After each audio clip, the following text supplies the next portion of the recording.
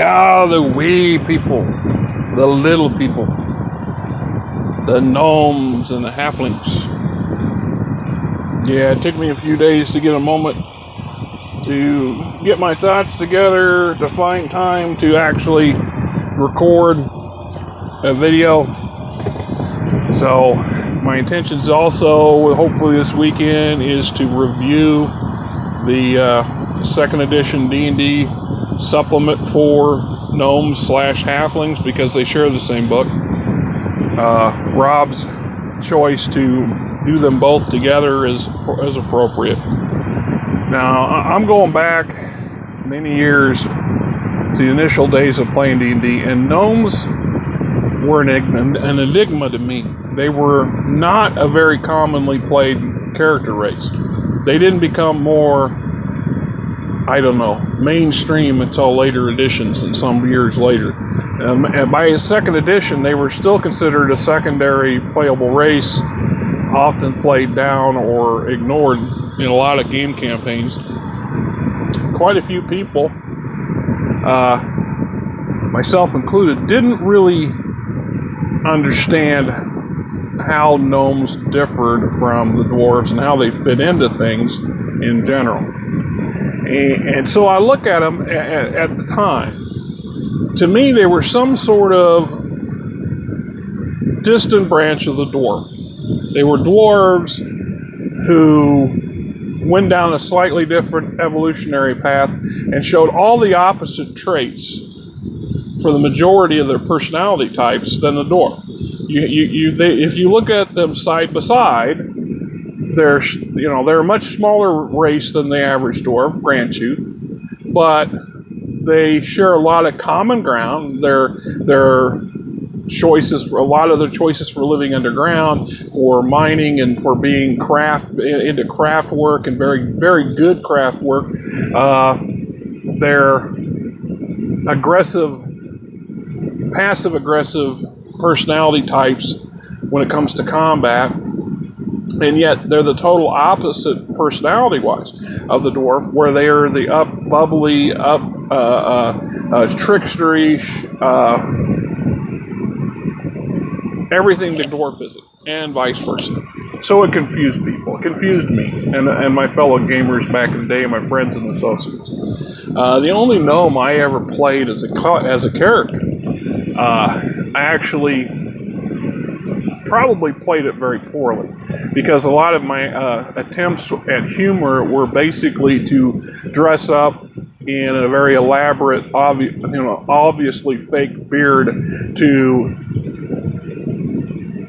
mimic a dwarf, to make fun of dwarves, which often got my gnome character into some fight or flee situations where he fled more than he fought when it come to dealing with dwarves. And the company dwarf was not exactly happy with the character, because the character was he was the brunt end of jokes for this gnome, as I understood it, because I played him two-dimensionally. I really didn't understand the nuances of the gnome. And it's not until later years we've seen a number of made for movies or animated cartoon based off of gnomes, and we see the yard gnomes and the stories around them, and I think we have a better understanding of gnomes to some degree. I've even heard people equate them to a less bizarre version of a smurf. A smurf is a type of gnome, although I would argue that is not so, but I've heard many people compare it. It's the character class. The class themselves is another one of those where you kind of need a personality type that rolls with the character race to do them well. To pull off a gnome well, you really need to be able to reach deep into your acting ability, or you need to have that kind of trickstery, bubbly, yet shy, passive-aggressive personality type to make them work well. There's always the exceptions to the rule. There's always the black sheep of any campaign, of any race, of any character class. It is what it is. And so when I looked at the gnomes, we really didn't do a lot with them. Halflings. Halflings, on the other, are the bread and butter of modern fantasy. I mean, I'm sure there are plenty of people who will disagree with that statement, will argue the opposite. There's plenty of other people who will support that. But for my personal generation, myself, and many of the people I associated with growing up, and I know today, we associate the halfling with the hobbit.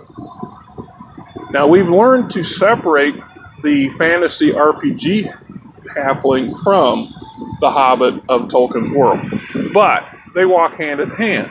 And then there's those less well-known movies such as Willow. There's another example of another halfling movie that you can get some information, some idea from. I recently as of 3 or 4 years ago, I had a guy playing at our table who had never played any RPG in his life. He was a video gamer first, but he had never played tabletop stuff. But he saw us play on a weekly basis, and he just got kind of drawn into it in bits and pieces. And when I described to him the nuances of the races and let him read the handbook, he come back and immediately said, "Oh, so halflings are a fantasy version of the Amish." And I laughed at that for a moment. Then I thought about it. There's a lot of parallels there. The Amish are industrial, rural individual, society who value craft work. They work hard, yet they play hard. They have big families. They are huge on community and extended communities and extended families. They tend to, have very tidy farms, very productive farms. It doesn't matter how big the farm is or how small, it's going to be productive. And while there's some parallels, there's obviously some parallels. There are obviously some, opposite to that, because the halflings the Amish are not nearly as lazy as the halflings can be in the right circumstances. They don't eat nearly as much, and they are not prone to violence. They're pacifists. Although I'm a strong believer that if the situation came down to it, they would defend themselves and their homes to a certain degree. More likely than not, they're going to follow the same mindset that's put down by most of our RPG lore on halflings, by having them pack up and move. Just move away from the problem, or walk away from everything they built and start over again. It's better that than to tend to risk friend and family's lives. Now, along that line, we've seen a progression of change in halflings over the years. And it seems like every other version that comes out of D&D has a slightly significant change on their society and their life choices. And I agree with Rob when he says that halflings are a blank canvas. And there's a lot of truth to that. I would argue that it is a blank canvas with shadings of possibility already etched into the canvas. Because we know the narrow confines. We know the wide confines, the wide parameters of the halflings in general. We know they're going to be diminutive. We know they're going to be clever. We know for the most part they're going to be pacifist or pacifistic or passive-aggressive, that they're going to be prone towards clannish behavior or, those environments that seem to be suited for them. And yet, over the years, there's different, and I attribute part of this to how the character race has been portrayed in numerous novels. In Forgotten Realms, we see Regis, one of Drizzt companions, and we get a very detailed view of this individual. But there's other halflings that crop up in the novels, and several of them show a slight different version, but we never see the home life.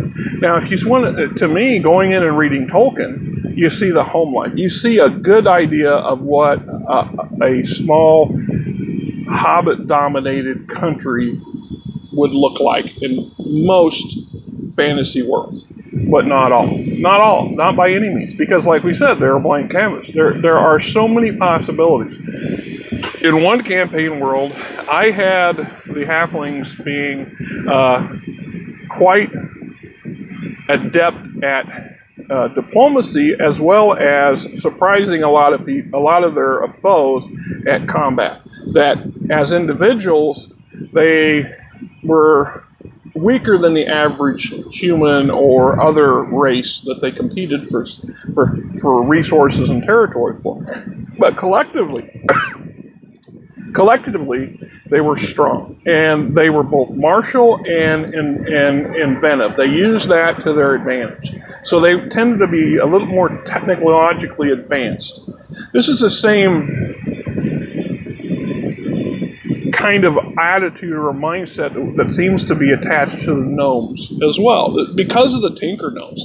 And we see variants of the Tinker Gnomes in a number of different D&D products, as well as some other non-D&D fantasy settings. And for some reason or another, they are attributed to being somewhat haphazard and dangerous as the mad scientist per se mindset, as an entire race. And in truth, if you really read you read some backstory stuff on gnomes, period, both in mythology and in modern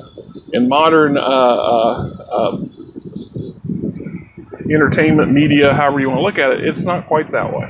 They're inventive and they're crafty and they're clever, but they're not the mad scientists. They're not always out there trying to create the next best thing that's likely to get them killed. Not a good way for a society to survive. Well, the halflings in that same boat. And I've always attributed to a lot of the creature comforts in human civilization to have been copied from or outright stolen, the ideas from the halflings and other, like the halflings and elves and dwarves. But I think the halflings take things to another level. The elves have their quirks, the dwarves have their quirks, they all have their areas where they excel.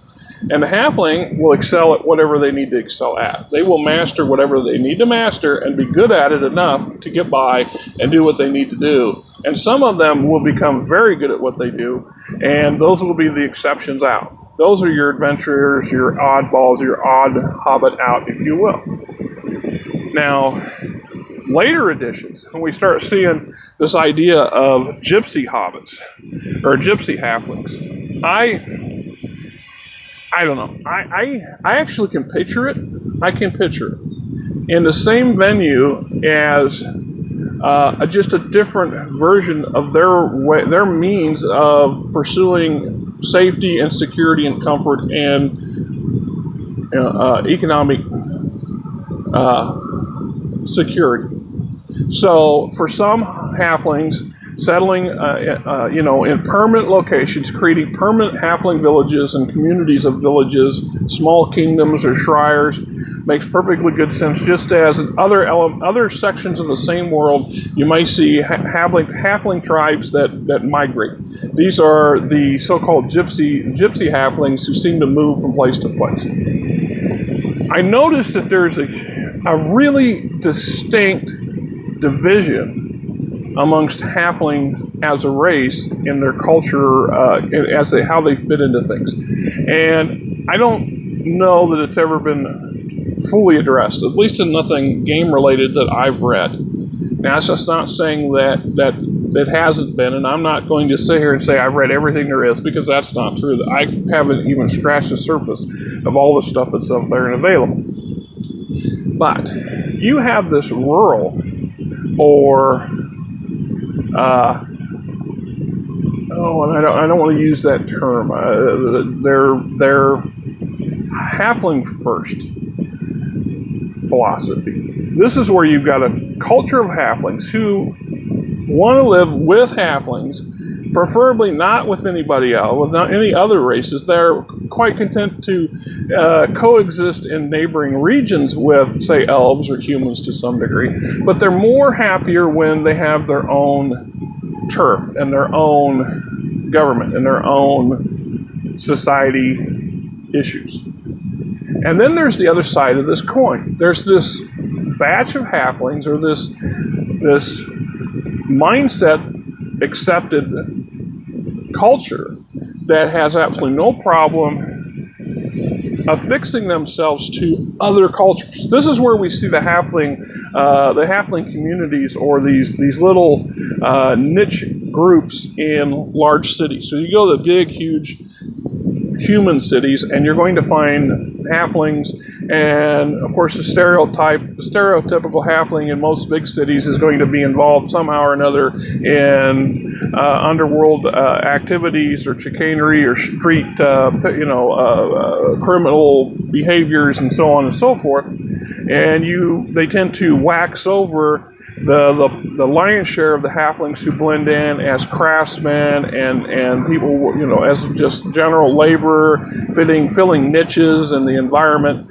and becoming a mixture, or becoming comfortable with living in the human environment.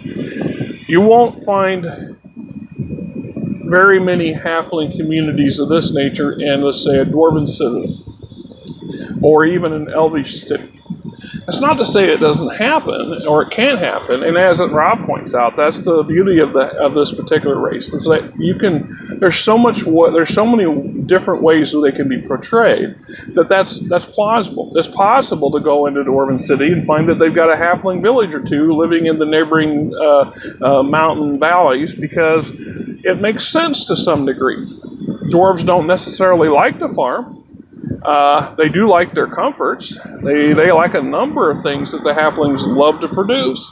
And the halflings love protection and love to be secure and semi-self-efficient, but yet have access to pretty much all the niceties that you acquire through trade, through another advanced, having associations with another advanced race. So having pockets of remote hobbit communities, and even to some degree gnome communities in these valleys and in these hidden dales and stuff like this, that pretty much only trade with the dwarves, makes sense. Having an enclave of halflings intermixing with the dwarven city inside, a bit tougher to pull off, but not impossible. Probably more likely to find that in an elvish community than a dwarven community for different reasons, but that's neither here nor there. Elves, on the other hand, might be okay with them living nearby or within the borders of their kingdom, as long as they acknowledge who's in charge of the region and leave them to their own devices. Because I agree with what Rob's assessment on majority of elves tend to be isolationists from the other races, in part because of the knowledge of attachment and the pain and suffering that brings. That if you, as an elf, make too many attachments, you suffer. The Drizzt Do'Urden character keeps coming up because he's a good example of some of that upside downside. He's lived in his stories of his journal entries. He's implied that he's met and he's known so many colorful people and characters in his lifetime, and yet he regrets the loss of everyone. He feels the loss of everyone. And I think at some point, he's in his future, he's going to become more and more isolating by himself, in part because of his ranger path. That makes sense. It'll be more like Muchi, his ranger mentor, who eventually retires to his grove and cuts off more or less all ties to the outside world. And I look at Drizzt's future in that possible light. Is that the only possible light? No, there are other windows, because Drizzt's such a deep character with lots of possibilities. So when I look at the halflings as a race and as a character class, well, I think far too many people choose to play the halfling as a thief or rogue, and all the variations that are attributed to those, then stretching their limbs or stretching their acting ability to some degree, and putting a halfling character into a completely different kind of role. I mean, I have done that because I like to be the oddball in a lot of times. Whenever I play a campaign or play in other people's campaigns, I like to stretch, because I spend more time being a GM than a character or a player, and the opportunity to experiment, I have no problem with it. So playing a halfling fighter who is an in-close fighter, who specializes in kneecapping and hamstringing and getting right up underneath the bad guy and holding on to him literally holding on to by their belt in some cases, and doing their level best to gut this individual. And to that degree, the halfling becomes resilient and agile and tough and has high fortitude and high constitution, because this individual's got to be able to take a whopping when it happens, because it's going to happen. He's not going to avoid all damage. He's going to take some whopping no matter what you do.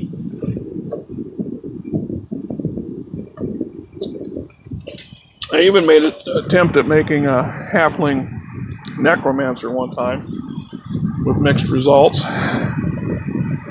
I don't think that game campaign lasted long enough for me to see how far that character could go. But I next to playing an elf, I like playing the halfling characters, in part because they are different. They do have a lot of opportunities to really push the envelope when it comes to skill sets and feats and abilities and combinations, compared to any other class or race, I should say, in any other race.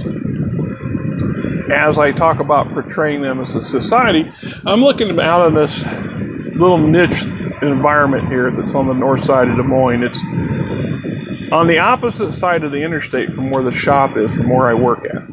And across the street is a greenhouse that's been around for probably 50, 60 years. And the neighborhood down here, you can almost still feel, there's they're not stables, but there's some fields here. They've got horses and a few cattle roaming around.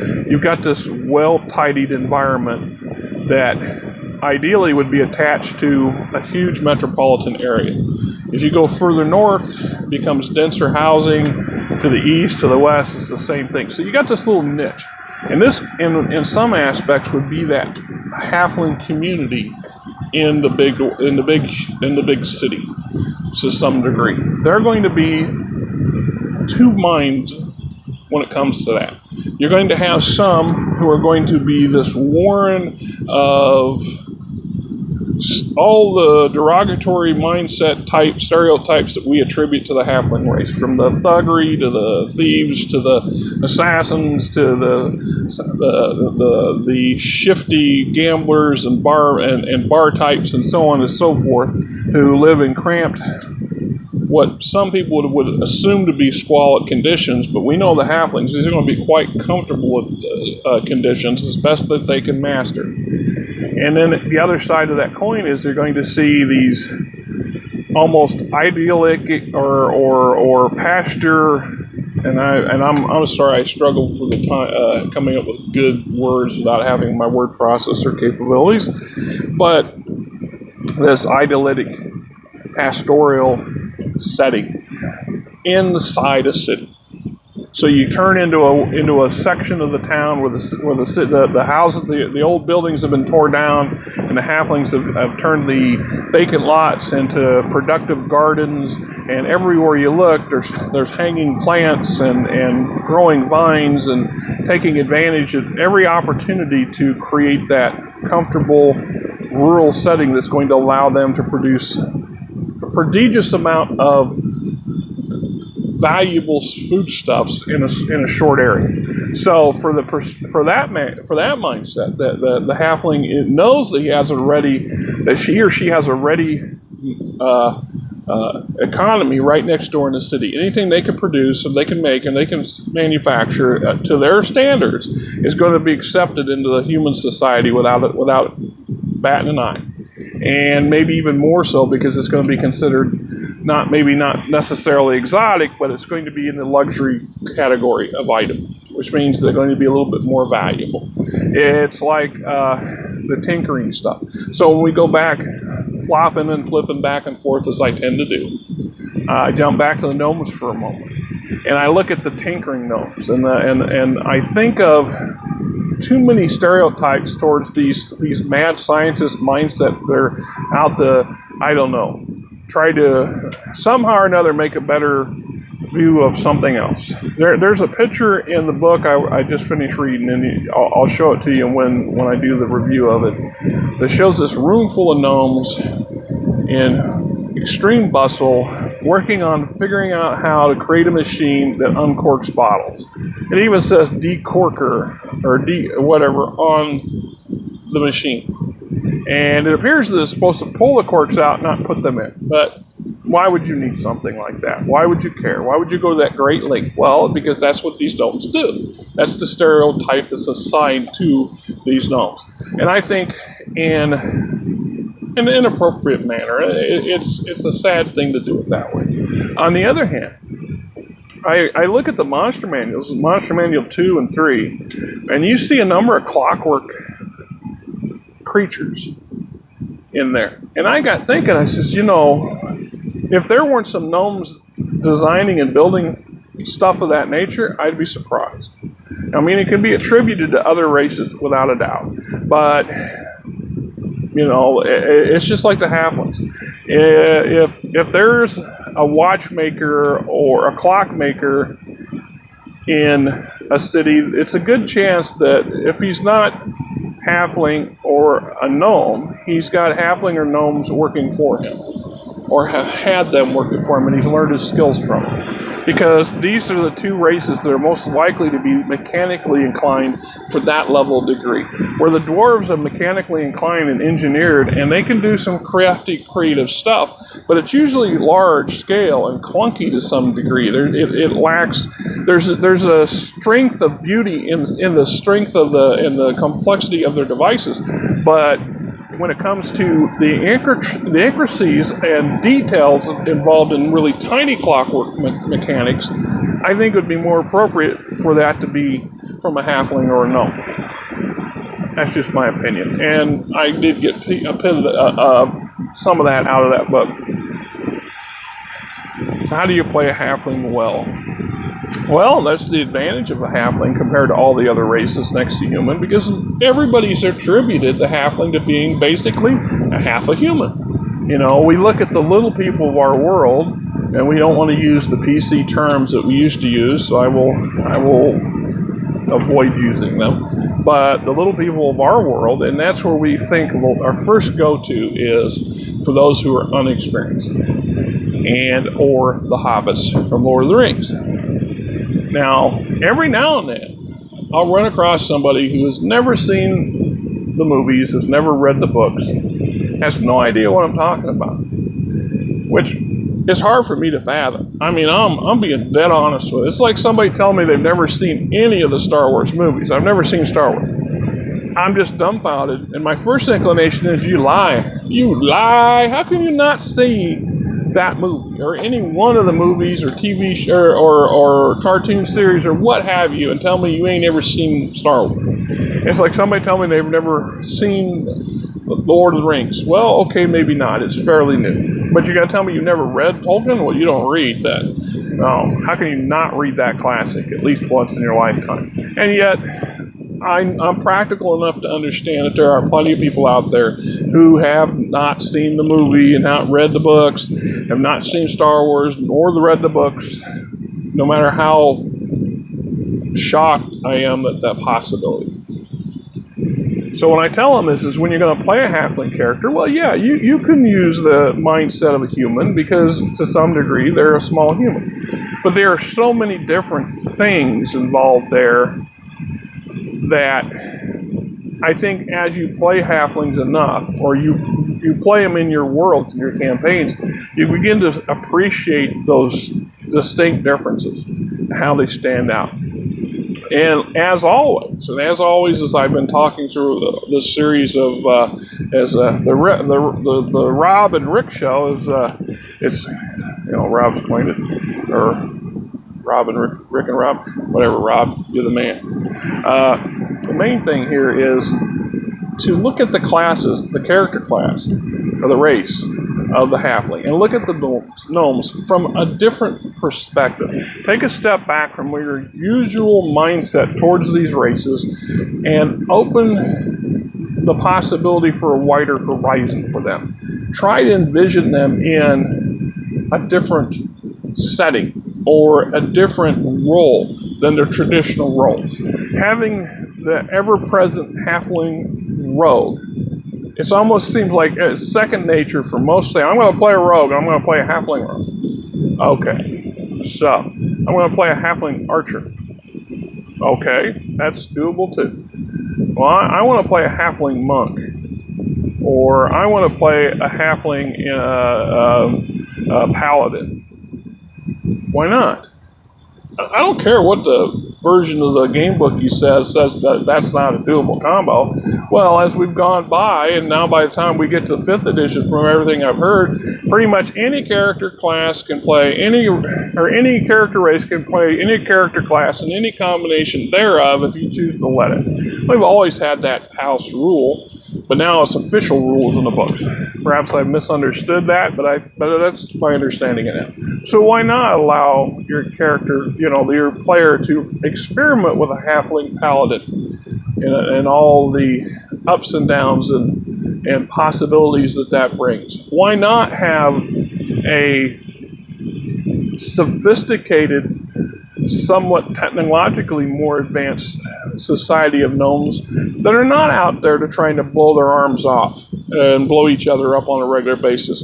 Perhaps they're a bit more detail-oriented than what we give them, and they experiment wisely and come up with some pretty clever and ingenious technology that is then become copied by the other races to some degree.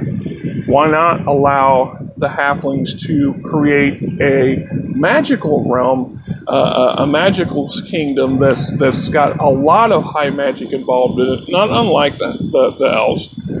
Why not allow them to,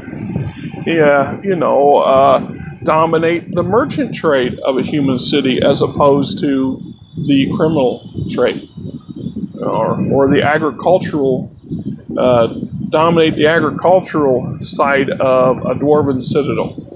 There's so many options and possibilities and opportunities there.